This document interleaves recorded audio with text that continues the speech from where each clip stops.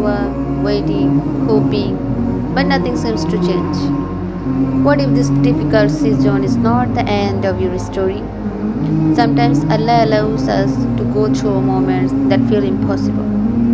Not because He forget us, but because He is preparing something we cannot see yet. Every tear you had, every night you stayed awake, every dua you whispered, Allah knows all of it. You may think nothing is happening, but Allah works in ways beyond what we understand. Maybe the delay is protection, maybe the hardship is preparation, maybe the closed doors are guiding you towards something better. Remember, miracles don't always arrive with noise. Sometimes they come quietly. A phone call, any opportunity, peace in your heart, a prayer answered in a way you never expected. Do not lose hope. Your current chapter does not decide your final outcome. Keep making dua, keep trusting, keep moving forward. Allah can change your situation in a single moment.